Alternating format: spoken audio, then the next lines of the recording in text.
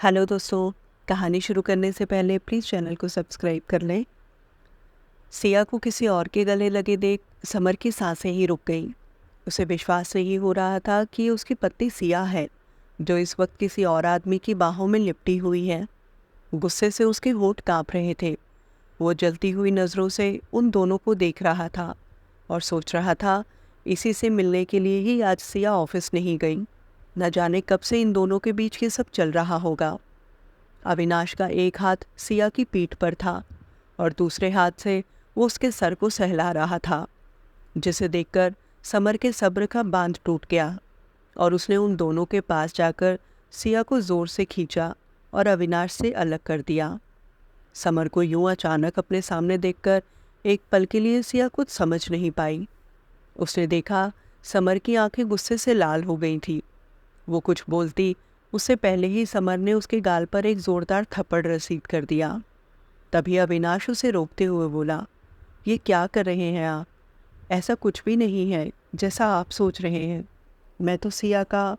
वो आगे कुछ बोलता उससे पहले ही समर ने उसे एक जोरदार धक्का मारा और बोला, तेरी हिम्मत कैसे हुई सिया को छूने की? तभी सिया ने समर का हाथ पकड़ लिया और उसे समझाते हुए बोली, तुम्हें गलत फहमी हो रही है। ऐसा कुछ भी नहीं है। अविनाश तो मेरे कॉलेज का दोस्त है। समर बीच में उसकी बात काटते हुए बोला, ओह, तो मतलब ये सब कॉलेज से चल रहा है। अब मैं समझा, तुम्हें हर बात में मुझ में इतनी कमियां क्यों नज़र आती हैं। क्यों हमेशा तुम्हें मुझसे कोई ना कोई शिकायत रहती है। ये बोलकर उसने सिया के बाल जोर से पकड़ लिए और उस पर हाथ उठाने ही वाला था कि तभी अविनाश ने पीछे से उसका हाथ पकड़ लिया। समर ने पीछे मुड़कर देखा। अविनाश उसे गुस्से से घूर रहा था। वो समर से बोला, कैसे आदमी हो तुम? पहले उसकी पूरी बात तो सुन लो। क्या तुम्हें सिया पर जरा सा भी भरोसा नहीं है? अविनाश के मुंह से सिया का नाम सुनकर समर की आंखों में जैसे खून उतर आया। उसके दोनों हाथों की मुट्ठियां कस गईं। उसने एक झटके से अपना हाथ अविनाश से छुड़वाया और उसे धकेलते हुए दीवार तक ले गया और बोला, सिया का नाम अपनी ज़बान पर लाने की तुम्हारी हिम्मत कैसे हुई? वो मेरी पत्नी है। ये सुनकर अविनाश की भौहें तन गई। वो समर पर हाथ उठाने ही वाला था। तभी सिया उसके सामने आकर खड़ी हो गई। उसकी आंखों में आंसू थे। वो रोते हुए बोली, प्लीज़ तुम यहाँ से चले जाओ। ये बोलकर उसने अविनाश के आगे हाथ जोड़ लिए। सिया को यूं घबराया हुआ देखकर अविनाश का दिल भर आया और वो उसे देखते हुए बोला, तुमने गलती कर दी सिया, बहुत बड़ी गलती कर दी। उसने एक नज़र समर की तरफ देखा और गुस्से में वहाँ से चला गया। अविनाश तो वहाँ से चला गया, लेकिन सिया नहीं जानती थी कि अब उसके साथ कुछ ऐसा होने वाला है जो उसकी आने वाली ज़िंदगी में उथल पुथल मचा देगा। वो फर्श पर बैठी रो रही थी। समर जो इस वक्त गुस्से से पागल हो रहा था, उसे लग रहा था कि उसकी पत्नी, जिसे अब तक वो बहुत मासूम और सीधी समझ रहा था, वो न जाने कब से उसे धोखा दे रही थी। उसने सिया के दोनों हाथ पकड़े और उसे खींचते हुए सीढ़ियों से अपने कमरे में ले गया। सिया बुरी तरह रो रही थी। सब नौकर ये सब देख रहे थे। उन्हें भी आज सिया के लिए बुरा लग रहा था, लेकिन वो चाहकर भी कुछ नहीं कर सकते थे। कमरे में जाते ही समर ने लात मारकर दरवाज़ा अंदर से बंद कर लिया, जिसकी वजह से सिया बुरी तरह कांप गई। सीढ़ियों में घसीटे जाने की वजह से उसके हाथ पैरों में बहुत दर्द हो रहा था। रो रो कर उसका बुरा हाल था। समर जलती हुई नज़रों से सिया को देख रहा था। इस वक्त वो बहुत ही खतरनाक लग रहा था।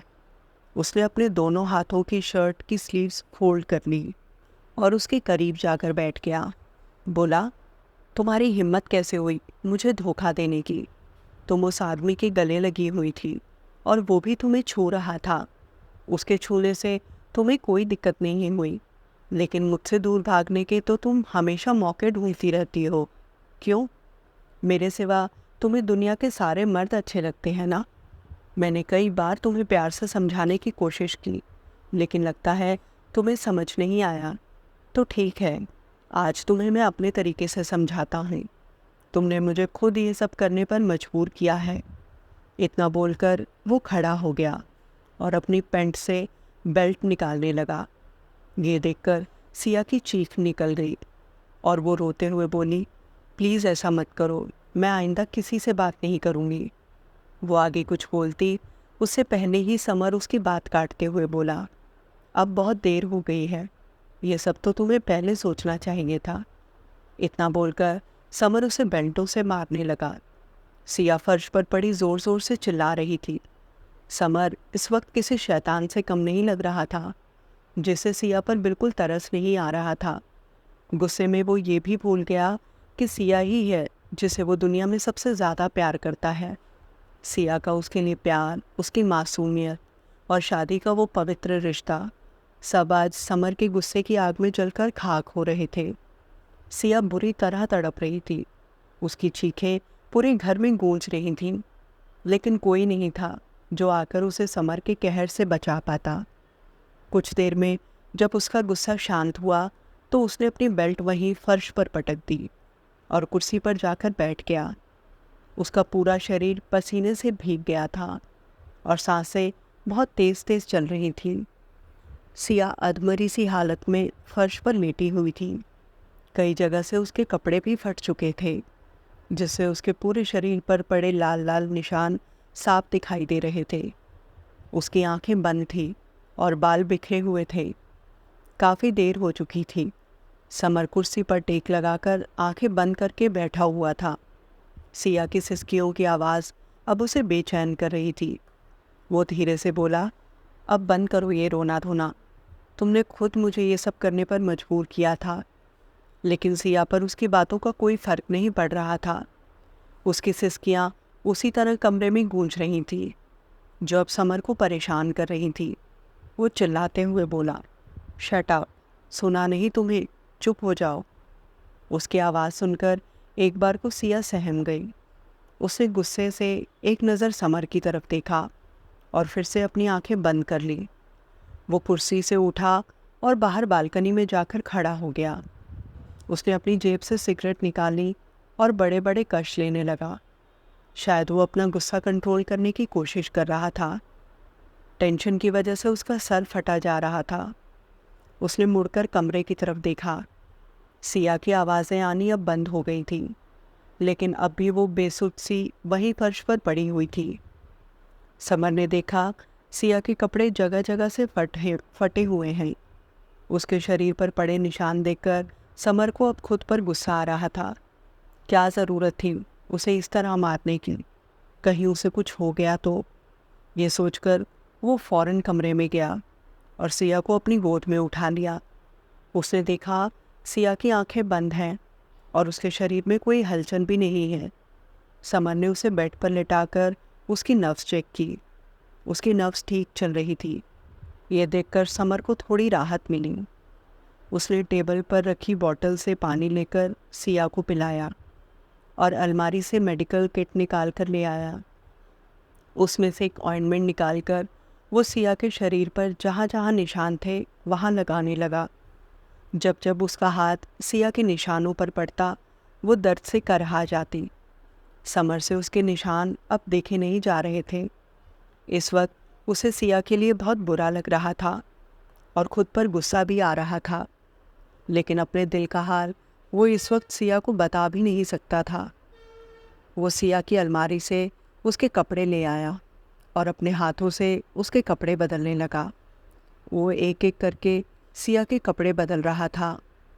आज उसके छूने से सिया को घिन आ रही थी, लेकिन उसके शरीर में इतनी भी जान नहीं बची थी कि वो उसे रोक पाती। वो चुपचाप अपने दर्द को दिल में दबाए आंखें बंद करके लेटी रही। उसने हल्की सी आंखें खोलकर समर की तरफ देखा, जो बड़े ही ध्यान से उसे दवाई लगा रहा था। वो मन में सोच रही थी, कैसा इंसान है ये?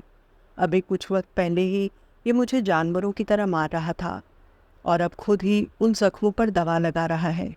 अगर मैं अब और कुछ वक्त इसके साथ रही तो पागल हो जाऊंगी। सब जगह दवाई लगाने के बाद समर ने उसके कपड़े ठीक कर दिए और उसकी तरफ देखते हुए बोला, तुम क्यों नहीं समझती मुझे? क्यों मुझे बार बार गुस्सा दिलवाती हो? उसकी बात सुनकर सिया ने आंखें खोल ली और उसे एकटक देखने लगी। उसे इस तरह देखते हुए समर ने कहा, ऐसे मत देखो मुझे। मैं जानता हूँ इस वक्त तुम्हें मुझ पर बहुत गुस्सा आ रहा है। मैं तुम्हें दर्द देना नहीं चाहता था, लेकिन आज जब मैंने तुम्हें किसी गैर आदमी की बाहों में देखा तो मैं बर्दाश्त नहीं कर पाया। आई एम सॉरी, मुझे माफ़ कर दो। ये बोलकर उसने अपना चेहरा सिया की हथेलियों में छिपा लिया। उसकी आंखों में इस वक्त पछतावे के आंसू थे। उसकी बात सुनकर सिया के चेहरे पर एक कड़वी सी मुस्कान आ गई और वो खुद से बोली, अब और नहीं समर, अब तुम्हारा ये पागलपन मैं और बर्दाश्त नहीं करूँगी। सिया ने धीरे से उसके कानों में कहा, मैं नाराज़ नहीं हूँ तुमसे, गलती मेरी ही है। मुझे ही इंसानों को पहचानने की परख नहीं है। ये बोलकर वो हल्के हल्के हाथों से समर के बालों को सहलाने लगी। समर को इस चीज़ की बिल्कुल उम्मीद नहीं थी। उसने एक नज़र सिया की तरफ देखा, जिसकी आंखें इस वक्त शांत थीं। उनमें समर के लिए कोई गुस्सा, कोई नाराज़गी नहीं थी। वो बड़े ही प्यार से उसकी तरफ देख रही थी।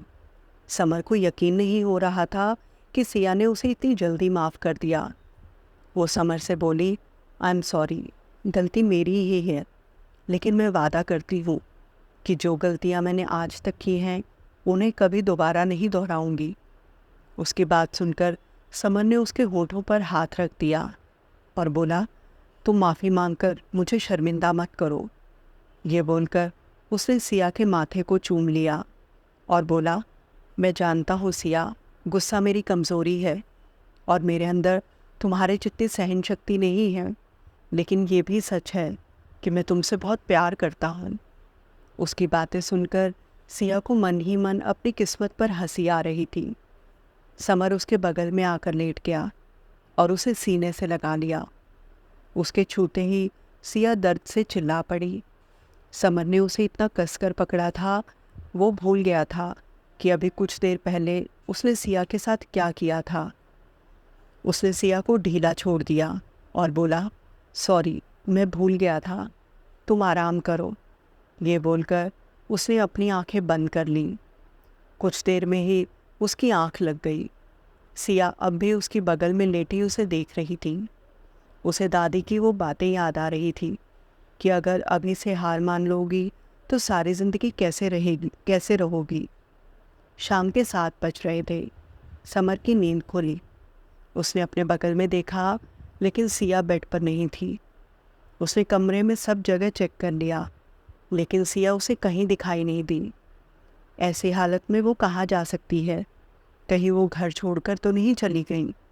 ये सोचकर समर घबरा गया और उसे ढूंढने के लिए कमरे से बाहर की तरफ भागा। लेकिन तभी उसकी नज़र नीचे हॉल पर पड़ी। उसे देखा घर के सब लोग एक साथ बैठे हुए थे और सिया भी उनके साथ ही बैठी हुई थी। दरअसल सुमन ताई ने उन्हें फ़ोन करके सब कुछ बता दिया था। वो लोग बार बार समर को फ़ोन कर रहे थे, लेकिन अविनाश से हाथापाई में समर का फ़ोन नीचे हॉल में ही गिर गया था। सिया के शरीर पर पड़े निशान देखकर समर की हिम्मत नहीं हो रही थी सबके सामने जाने की। लेकिन तभी सचिन घर के अंदर आया। उसने हाथ में कुछ फाइल पकड़ी हुई थी। सचिन, जो समर का दोस्त होने के साथ साथ उनका फैमिली वकील भी था। उसे देखकर समर तुरंत नीचे आ गया। उसने एक नज़र सिया की तरफ देखा, जो इस वक्त बिल्कुल शांत बैठी हुई थी और उसे ही देख रही थी। समर ने सचिन की तरफ देखा और बोला, तू इस वक्त यहाँ क्या कर रहा है? हमने इसे यहाँ बुलाया है, समर के पिता ने जवाब देते हुए कहा। वो अपनी जगह से खड़े हुए और समर के मुंह पर एक ज़ोरदार तमाचा मार दिया। इकलौता होने की वजह से आज तक घर में किसी ने समर पर हाथ नहीं उठाया था, लेकिन आज सिया की वजह से उसे सबके सामने थप्पड़ पड़ा था। उसने सिया की तरफ गुस्से से देखा, जिसके चेहरे पर अब भी कोई भाव नहीं था। तभी दादी उठ खड़ी हुई और बोली, यही सब सिखाया था हमने तुझे? तेरी हिम्मत भी कैसे हुई सिया पर हाथ उठाने की? समर के पिता ने उनकी बात काटते हुए कहा, आप सब शांत हो जाइए। सिया की हालत देखकर हम समझ गए हैं कि इसे अब कुछ भी कहने या समझाने का कोई फ़ायदा नहीं है। उन्होंने सचिन की तरफ इशारा करते हुए कहा, पेपर्स लेकर आओ। सचिन समर के पास गया और उसके हाथों में तलाक के कागज़ थमाते हुए बोला, तूने ये सब क्या कर दिया? ये उम्मीद नहीं थी तुझसे। तलाक के पेपर्स देखकर समर हैरान रह गया। पेपर्स फेंककर वो सिया के पास गया और उसकी बाजू पकड़ते हुए बोला, तुम ऐसा नहीं कर सकती। मैंने तुमसे अपने किए की माफ़ी मांग ली थी और तुमने भी तो मुझे माफ़ कर दिया था ना, फिर अब ये सब क्या है? सिया ने उसका हाथ झटकते हुए कहा, माफ़ी? किस बात की माफ़ी? और कितनी बार माफ़ करूं मैं तुम्हें? गलती तो मैंने की थी। जब पहली बार तुमने मुझ पर हाथ उठाया था, मुझे उसी दिन तुम्हें रोक देना चाहिए था, लेकिन मैं तुमसे इतना प्यार करती थी कि तुम्हारी हर गलती को नज़रअंदाज करती चली गई और तुमने मेरे प्यार को मेरी कमज़ोरी मान लिया। समर उसे हाथ से खींचते हुए कमरे में ले जाने लगा। तभी निशा जी ने सिया का हाथ छुड़वाते हुए कहा, सिया कहीं नहीं जाएगी तुम्हारे साथ, तुम आज ही उसे तलाक दोगे। समर ने गुस्से में माँ की तरफ देखा और बोला, ये मेरे और सिया के बीच का मामला है, आप बीच में मत पड़िए। तभी सिया ने हिम्मत करके अपना हाथ छुड़वाया और चिल्लाकर बोली, हमारे बीच अब कुछ भी नहीं बचा है। मुझे तुम्हारे साथ घुटन होती है, मुझे आज़ादी चाहिए तुमसे। समर ने हल्का सा मुस्कुराते हुए कहा, ओह, तो अब समझा तुम ये सब क्यों कर रही हो। मुझसे पीछा छुड़वाकर अब तुम उस अविनाश के पास जाना चाहती हो। सिया उसके करीब गई और उसकी आंखों में आंखें डालकर बोली, तुम्हें ये समझना है तो यही सही, लेकिन अब तुम्हारे साथ मैं एक पल भी नहीं रहूँगी। उसने फर्श पर गिरे कागज उठाए और उन पर अपने साइन कर दिए। बाद में उन पेपर्स को समर की तरफ बढ़ाते हुए वो बोली, इन कागज़ों पर साइन करो। सिया की बात सुनकर समर बिल्कुल सुन्न रह गया। उसने सिया की आंखों में देखा, जिसमें इस वक्त उसे अपने लिए सिर्फ गुस्सा और नफरत दिखाई दे रहा था। उसने कभी सपने में भी नहीं सोचा था कि सिया उसे तलाक दे देगी। उसे तो हमेशा लगता था कि सिया उससे बहुत प्यार करती है और कभी उससे अलग होने के बारे में सोच भी नहीं सकती। उसका मन तो कर रहा था कि ज़बरदस्ती सिया को उठाकर कमरे में ले जाए। वो जानता था अकेले में सिया उसके सामने चिल्लाना तो दूर मुंह तक नहीं खोल सकती। लेकिन आज जब सब लेकिन आज जब उसने फैसला कर लिया है कि वो उसके साथ नहीं रहेगी, तो वो कब तक उसे ज़बरदस्ती अपने साथ बांध कर रख सकता है। ये सोचकर उसने एक लंबी सांस ली और पेपर्स को अपने हाथ में पकड़ते हुए बोला, तुम्हें मुझसे आज़ादी चाहिए ना? ठीक है, आज मैं तुम्हें इस रिश्ते से आज़ाद करता हूँ, लेकिन एक बात याद रखना, जितना प्यार मैं तुमसे करता हूँ कोई नहीं करेगा। ये बोलकर उसने कागज़ों पर साइन कर दिए। उसके साइन करते ही सिया की आँख के कोनों से आंसू छलक गए, जिसे उसने किसी के देखने से पहले ही पोंछ लिया। समर बिना किसी की तरफ देखे तेज़ कदमों से अपने कमरे में चला गया। उसके जाते ही सिया सोफे पर बैठ गई और अपना माथा दोनों हाथों से पकड़कर रोने लगी। आज सब कुछ ख़त्म हो गया था। वो हमेशा के लिए समर से अलग हो चुकी थी। माँ और दादी दोनों से संभाल रहे थे। सबके चेहरे उदास थे। एक पल में ये सब क्या हो गया, लेकिन किसी के पास सिया को समझाने के लिए शब्द नहीं थे। आखिर जो कुछ हुआ था समर की वजह से ही तो हुआ था। वो सिया को क्या बोलकर रोकते या उसे कुछ समझाते। कुछ देर बाद सिया बिना किसी को कुछ बोले आंसू पोंछकर अपने कमरे में चली गई। उसने देखा समर आंखें बंद करके बेड पर लेटा हुआ था। सिया ने अपनी नज़रें फेर ली और बैग निकालकर अपना सामान पैक करने लगी।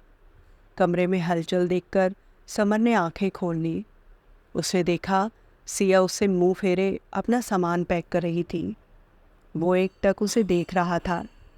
सिया को यूं अपने से दूर जाते हुए देखकर समर के दिल में अजीब सा दर्द उठ रहा था। उसे सिया के साथ बिताए वो सारे पल याद आ रहे थे। कैसे सिया पहली बार दुल्हन बनकर इस कमरे में आई थी और जब समर ने उसका घूंघट उठाया था तो वो उसे देखकर शर्माकर उसके गले लग गई थी। लेकिन आज वो उससे ऐसे मुंह फेरे खड़ी थी जैसे उसे जानती भी नहीं। एक पल में ही दोनों के बीच मीलों की दूरियां आ गई थीं। कुछ ही देर में सिया ने अपना सारा सामान पैक कर लिया था।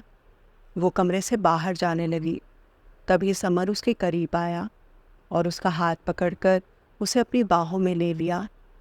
उसकी आंखों से इस वक्त आंसू बह रहे थे। वो सिया की तरफ देखते हुए बोला, सज़ा देने की आदत तो मुझे थी ना, तुम्हें कब से ये आदत हो गई? तलाक के सिवा मुझे जो भी सज़ा दोगी वो मुझे मंजूर है, लेकिन तलाक नहीं। ये बोलकर उसने अपना चेहरा सिया की गर्दन में छिपा लिया। सिया, जो खुद भी बहुत मुश्किल से अपने आप को संभाल रही थी, उसे तो अब तक यकीन नहीं हो रहा था कि वो और समर अब अलग हो गए हैं। समर को खुद से हटाते हुए वो बोली, मैं तुम्हें सज़ा देने वाली कौन होती हूँ? मैंने तो अब तक न जाने तुम्हें कितने मौके दिए, लेकिन तुमने मुझे अपने हाथ की कठपुतली बना कर रख दिया, जो सिर्फ वही करे जो तुम्हें पसंद है। अब तो तुम्हें खुश होना चाहिए। मेरे जाने के बाद अब कोई तुम्हें गुस्सा नहीं दिलवाएगा, किसी पर तुम्हें हाथ उठाने की ज़रूरत नहीं पड़ेगी। ये बोलकर वो समर को खुद से दूर करने लगी, लेकिन वो जितना समर को खुद से दूर कर रही थी, वो उसे उतनी ही शिद्दत से अपनी बाहों में जकड़ रहा था। दोनों की आंखों से आंसू बह रहे थे। अपने जज्बातों पर काबू पाना सिया के लिए भी अब मुश्किल होता जा रहा था। उसका मन कर रहा था कि वो भी समर को ज़ोर से पकड़ ले और उसे बाहों में भरकर खूब रोए, लेकिन अगले ही पल उसे दादी की बात याद आ गई। अगर समर को सबक सिखाना है तो मुझे कुछ वक्त के लिए ही सही, लेकिन उससे दूर जाना होगा। लेकिन वो जानती थी कि वो इस तरह समर को खुद से दूर नहीं कर पाएगी। कुछ सोचकर उसने धीरे से समर के कानों में कहा, हटो, मुझे अविनाश को फ़ोन भी करना है, वो मेरा इंतज़ार कर रहा होगा। उसकी बात सुनकर समर को ऐसा लगा जैसे किसी ने उसके सीने में खंजर घोंप दिया। वो तुरंत सिया से दूर हो गया। उसने देखा सिया के चेहरे पर हल्की सी मुस्कान थी। समर का मन तो कर रहा था कि वो इस वक्त उसे जान से मार दे, लेकिन अगले ही पल उसने सोचा, इन सब से अब क्या हासिल होगा। उसने गुस्से में सिया को दीवार से लगा दिया। ये देखकर सिया ने आंखें बंद कर लीं। समर उसके होठों को बुरी तरह किस करने लगा। उस वक्त वो उसे ऐसे किस कर रहा था मानो किसी बात का गुस्सा उतार रहा हो। सिया उसे खुद से दूर करना चाहती थी, लेकिन समर ने उसके दोनों हाथ इतनी सख्ती से पकड़े हुए थे कि सिया के लिए खुद को हिला पाना भी मुश्किल हो रहा था। बहुत देर तक उसके चेहरे और गर्दन पर किस करने के बाद समर उससे अलग हो गया और बिना उसकी तरफ देखे कांपते हाथों से सिगरेट जलाकर बाहर बालकनी में चला गया। सिया खुद को संभाल नहीं पा रही थी। उसका पूरा शरीर कांप रहा था। कुछ देर वहीं दीवार के सहारे वो आंखें बंद करके खड़ी रही। कुछ देर बाद खुद को शांत करके उसने आंखें खोली और एक नज़र समर की तरफ देखा, जो अभी भी बाहर बालकनी में उसे मुंह फेरे खड़ा सिगरेट पी रहा था। सिया एक पल भी अब वहाँ रुकना नहीं चाहती थी। वो जानती थी कि अगर वो कुछ पल और यहाँ ठहरी तो हमेशा की तरह आज भी वो कमज़ोर पड़ जाएगी और समर को माफ़ कर देगी। उसने अपना सामान उठाया और कमरे से बाहर चली गई। सब लोग हॉल में बैठे सिया को सामान के साथ सीढ़ियों से उतरते हुए देख रहे थे। किसी के पास भी उसे रोकने के लिए कोई शब्द नहीं थे। सिया रोते हुए दादी के गले लग गई। दादी ने उसे गले लगाते हुए धीरे से उसके कान में कहा, तुम जानती हो ना तुम्हें आगे क्या करना है। हिम्मत रखो, मैं और तुम्हारी सास, हम दोनों तुम्हारे साथ हैं। ये बोलकर उन्होंने सिया के सर पर हाथ फेरा। सिया ने सबके पैर छुए और बिना कुछ बोले तेज़ कदमों से घर के बाहर निकल गई। उसे देखकर ड्राइवर ने गाड़ी का दरवाज़ा खोल दिया, लेकिन आज सिया ने उसे देखकर गर्दन ना में घुमा दी और अपना सामान लेकर पैदल ही वहाँ से निकल गई। आज पूरा 1 महीना बीत चुका था इस बात को। सिया कहाँ है, कैसी है, समर को उसकी कोई खबर नहीं थी। सर दर्द की गोली लेने के बाद भी उसे नींद नहीं आ रही थी। किसी तरह रात बीती। सुबह हर रोज़ की तरह वो तैयार होकर हॉल में आ गया और बिना किसी की तरफ देखे नाश्ता करने लगा। दादी ने उससे पूछा, आखिर कब तक ये सब चलता रहेगा? तुम रोज़ सुबह घर से जल्दी निकल जाते हो और देर रात तक घर से बाहर रहते हो। सिया अब तुम्हारी ज़िंदगी से जा चुकी है। बेहतर होगा तुम भी उसे भूल जाओ और अपनी ज़िंदगी में आगे बढ़ो। इतने दिनों बाद आज किसी के मुंह से सिया का नाम सुनकर समर की आंखें बंद हो गई। उसने डाइनिंग टेबल पर हाथ मारते हुए कहा, सिया कहीं नहीं गई, वो सिर्फ मेरी है। मैं उसे वापस लाकर रहूँगा। उसकी आवाज़ में इतनी तड़प, इतना दर्द था जिसे घर के सभी लोग महसूस कर पा रहे थे। किसी ने आगे उससे कुछ नहीं कहा। समर नाश्ता बीच में ही छोड़कर ऑफिस के लिए निकल गया। आज वो बहुत गुस्से में था। उसने ड्राइवर को गाड़ी से उतरने को कहा और खुद गाड़ी ड्राइव करके ऑफिस के लिए निकल गया। गाड़ी में बैठकर उसने किसी को फ़ोन लगाया और बोला, मुझे 24 घंटे के अंदर अंदर पता करके बताओ कि सिया कहाँ है। कहीं से भी ढूंढो, लेकिन मुझे वो चाहिए। ये बोलकर समर ने फ़ोन काट दिया। कुछ ही देर में वो ऑफिस पहुंच गया। बिना किसी की तरफ देखे वो सीधे अपने कैबिन में चला गया। उसने गुस्से में अपना कोट निकालकर टेबल पर पटक दिया और अपने फ़ोन में सिया की फ़ोटो निकालकर देखने लगा। उसने नम आंखों से सिया की तरफ देखा और उसकी तस्वीर पर हाथ फेरते हुए बोला, तुम ऐसे मुझे छोड़कर किसी और के पास नहीं जा सकती। तुम जानती हो ना मैं तुमसे कितना प्यार करता हूँ। तो सोचो, अगर तुम्हारी खुशी के लिए मैं तुम्हें तलाक दे सकता हूँ तो तुम्हें वापस पाने के लिए मैं क्या कुछ कर सकता हूँ। ये बोलकर उसके चेहरे पर एक मुस्कान आ गई। उसने अपनी आंखें बंद कर ली और अपना सर पीछे कुर्सी से टिका लिया। तभी उसे अपने चेहरे पर किसी की उंगलियां महसूस हुई। सिया धीरे से उसके कानों के पास आकर बोली, मैं कहाँ जाऊँगी तुम्हें छोड़कर। मैं तो हमेशा से सिर्फ तुम्हारी हूँ ना जान। ये बोलकर उसने समर के माथे को चूम लिया। I love you Siya. इतना बोलकर समर ने आंखें खोल ली। उसने यहाँ वहाँ देखा, लेकिन कैबिन में उसके सिवा कोई नहीं था। वो चिल्लाते हुए बोला, सिया कहाँ हो? अभी अभी तुमने मुझे छुआ था ना। प्लीज़ मेरे साथ ये खेल मत खेलो, वापस आ जाओ सिया। ये बोलकर उसने टेबल पर रखे पेपर वेट को ज़ोर से दीवार पर देकर मारा और बोला, अब अगर जिएंगे तो दोनों साथ जिएंगे और मरेंगे भी तो दोनों साथ में। ये मेरा वादा है तुमसे। इन कागज़ के टुकड़ों की इतनी औकात नहीं है कि तुम्हें मुझसे दूर कर सके। इतना बोलकर वो कैबिन से बाहर चला गया। आगे इस कहानी में और क्या क्या होने वाला है जानने के लिए बने रहें मेरे यानी नेहा के साथ। मिलते हैं कल फिर से कहानी के अगले भाग में। दोस्तों प्लीज़ कमेंट करके बताया करो कि आपको कहानी कैसी लगी। मुझे आप लोगों के कमेंट्स का इंतज़ार रहता है।